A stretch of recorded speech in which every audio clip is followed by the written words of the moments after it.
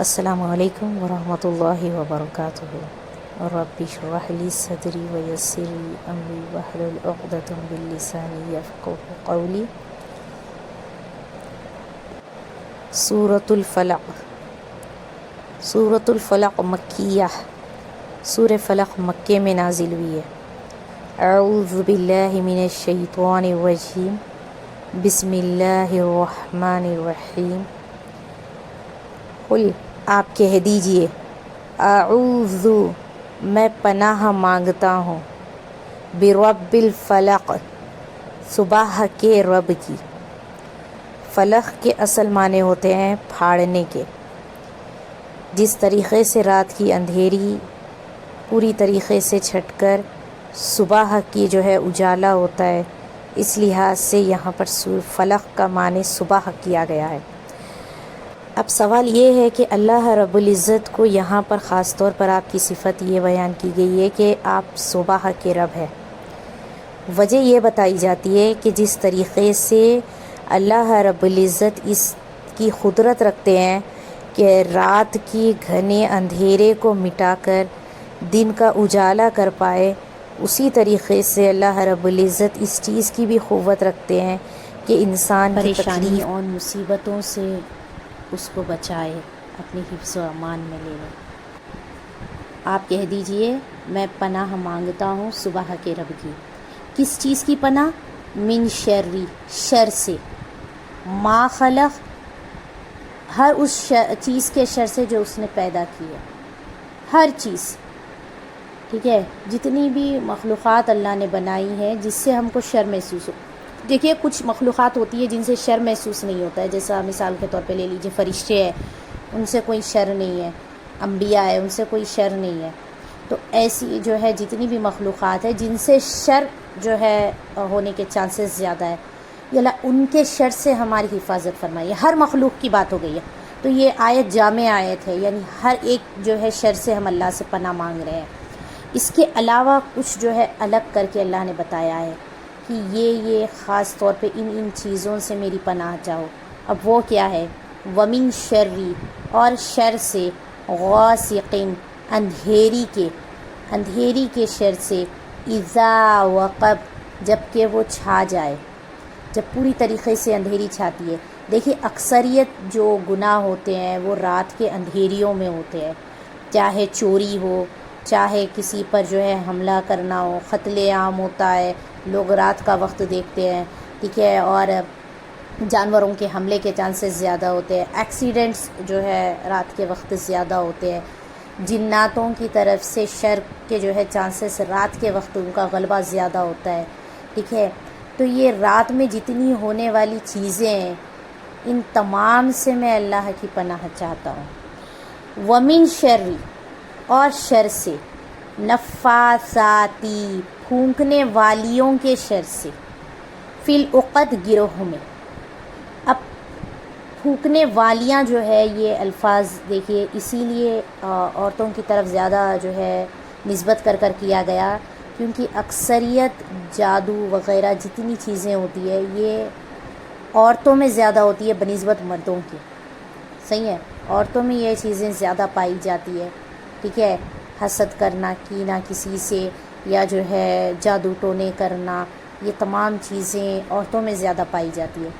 دوسرا یہ وجہ بھی بتائی گئی ہے کیونکہ لبید بن عاصم جو تھا جس نے نبی کریم صلی اللہ علیہ وسلم پر جادو کیا تھا، اس نے اپنے بیٹیوں کے ذریعے سے نبی کریم صلی اللہ علیہ وسلم کے کنگھے اور اس کے دندانے اس نے برآمد کیے تھے، تو اس کی بیٹیاں بھی اس میں شامل تھی، تو لہٰذا اس سے وہ بھی مراد ہوتی ہے۔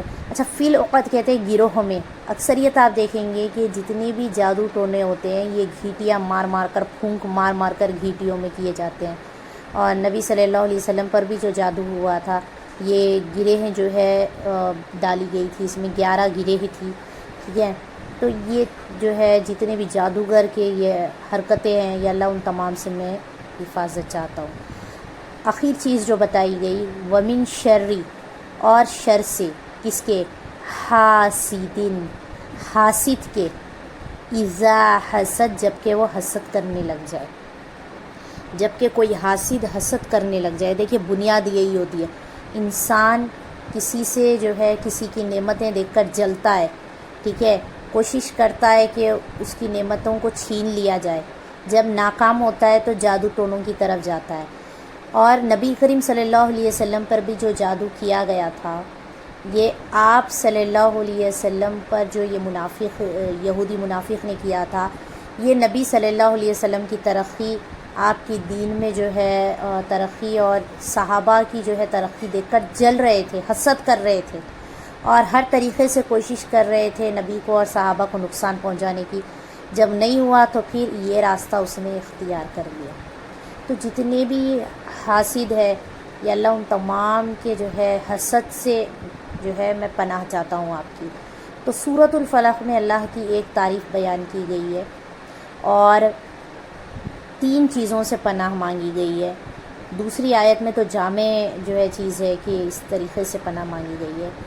اخیر کی جو 3 آیتیں ہیں، وَمِن شَرِّ غَاسِقٍ إِذَا وَقَبَ وَمِن شَرِّ النَّفَّاثَاتِ فِي الْعُقَدِ وَمِن شَرِّ حَاسِدٍ إِذَا حَسَدَ. ٹھیک ہے، تو یہ تمام جو ہے پناہ والی چیزیں ہیں کہ اندھیری رات کے شر سے جب کہ وہ پوری طریقے سے پھیل جائے، یعنی جتنے جو ہے کام اندھیری راتوں میں ہوتے ہیں ان تمام سے میں اللہ آپ کی پناہ چاہتی ہوں. اور یہ جادوگروں کے جو ہے جادو سے کہ یہ گروہوں میں پھونک جو مار مار کے جادویں کرتے ہیں، اور مین چیز حاسدوں کے حسد سے جب کہ وہ حسد کرنے لگ جائے. اچھا، ابھی ترجمہ سورۃ الناس کا کریں گے. بسم اللہ الرحمن الرحیم. شروع کرتی ہوں اللہ کے نام سے جو بے حد مہربان نہایت ہی رحم کرنے والے ہیں. قل، آپ کہہ دیجئے. اچھا، میں یہ چیز بتا دوں، سورۃ الفلق میں جن چیزوں سے پناہ مانگی گئی ہے وہ دنیاوی جو ہے چیزیں ہیں، اور سورۃ الناس میں جن جو ہے چیزوں سے پناہ مانگی گئی ہے وہ آخرت والے جو ہے نقصانات ہے.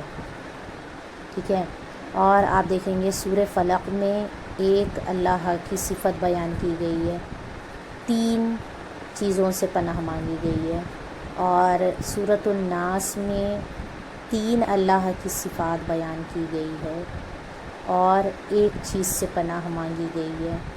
تو یہ چیز زیادہ فوکس اس طرف دیا جا رہا ہے کہ دنیاوی پریشانی، دنیاوی مصیبتیں یا دنیاوی نقصان ہمارا اتنا زیادہ جو ہے ہم کو فرق نہیں پڑتا جتنا آخرت کے نقصان سے ہوگا. ٹھیک ہے، قل، آپ کہہ دیجئے، اعوذ، میں پناہ مانگتا ہوں، برب الناس، انسانوں کے رب سے، ملک الناس، انسانوں کے بادشاہ سے، الہ الناس، انسانوں کے معبود سے. کس چیز سے پناہ مانگی جا رہی ہے؟ من شر سے، وسواسی، وسوسے ڈالنے والے کی، خناس، جو بار بار پلٹ کر آتا ہے. دیکھیے کچھ دشمن ایسے ہوتے ہیں جو ہمارا جان کا، مال کا نقصان کرتے ہیں اور ان کو سکون ملتا ہے، وہ اپنی جگہ پر رہتے ہیں. لیکن کچھ دشمن، خاص طور پہ یہ شیطان، جس کے بارے میں اللہ رب العزت قرآن مجید میں فرماتے ہیں کہ یہ عدو مبین، کیا ہے؟ کھلا ہوا دشمن ہے. اور یہ انسان کو جب تک نہیں چھوڑتا، یہ آدم کی اولاد کو جب تک نہیں چھوڑتا جب تک کہ ان کو جہنم کی آگ میں نہ ڈال دے. اس کا ہے ہی یہ موٹیویشن، اس کی ہے ہی یہ چیز. تو یہ بار بار پلٹ پلٹ کر آتا ہے. صحیح ہے، ہم کو نماز پڑھتے ہیں، ہم وسوسے آتے ہیں، پھر ہم اپنا ذہن درست کرتے ہیں، پھر جلدی سے جو ہے نماز کی طرف توجہ دیتے ہیں، پھر یہ وسوسے ڈالنے آ جاتا ہے. تو یہ بار بار آتا رہتا ہے. تو اس کو خناس کہہ کر پکارا گیا ہے کہ یہ خناس جو ہے، اس کے وسوسوں کے شر سے ہم اللہ کی پناہ چاہتے ہیں. الذی، جو وسوسے ڈالتا ہے، یوسوسو، وسوسے ڈالتا ہے، کدھر؟ فی صدور الناس، فی میں صدوری سینے کو کہا جاتا ہے، اور سینے میں کیا ہوتا ہے؟ دل. ناس انسانوں کے، تو انسانوں کے دلوں میں وسوسے ڈالنے والے. من الجنتی والناس، وہ جنات میں سے ہوں خواہ انسانوں میں سے.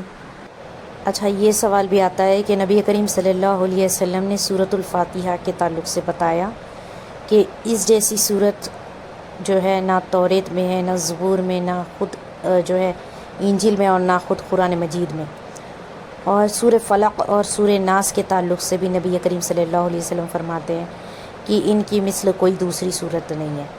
تو اب اس کا خلاصہ ایک اور حدیث کے ذریعے سے ہم کو پتہ چلتا ہے، جہاں پر نبی کریم صلی اللہ علیہ وسلم نے فرمایا کہ سورۃ الفلق اور سورہ ناس یہ پناہ مانگنے کے، رقیہ کہتے ہیں، پناہ مانگنے کے اعتبار سے افضلین صورتیں ہیں، یعنی اس اعتبار سے کوئی دوسری صورت ان کے مقابل نہیں ہو سکتی ہے. انسان جو اس کو تکلیفیں پہنچتی ہے، حاسدوں کے حسد ہوتے ہیں، کسی سے کوئی شر محسوس ہونے لگ جاتا ہے، جادو وغیرہ اثرات، یہ جتنی چیزیں ہوتی ہیں، ان تمام سے اللہ کی پناہ مانگنے کا بہترین ذریعہ سورہ فلق اور سورہ ناز ہے. اور سورۃ الفاتحہ کو جس لحاظ سے نبی کریم صلی اللہ علیہ وسلم نے افضلین صورت کہا ہے، وہ اس کے اپنے مضامین کی طرف سے ہے کہ اس میں توحید کا بھی ذکر ہے، اس میں اللہ کی تعریف بھی ہے، اور اللہ سے سب سے بڑی یعنی ہدایت کی دعا بھی ہے. ٹھیک ہے، تو اللہ رب العزت ہم کو ان دو صورتوں کو پڑھ کر عمل کرنے کی توفیق نصیب فرمائے. اور ان دو صورتوں کے ذریعے سے اللہ ہمارے تمام کی پریشانی، مصیبت اور تکلیفوں سے، جادو ٹونوں سے، شیطانی وسوسوں سے، ان تمام سے اللہ رب العزت ہماری حفاظت فرمائے، اور تمام کو اللہ رب العزت امن و امان میں رکھے. آمین. السلام علیکم ورحمۃ اللہ وبرکاتہ.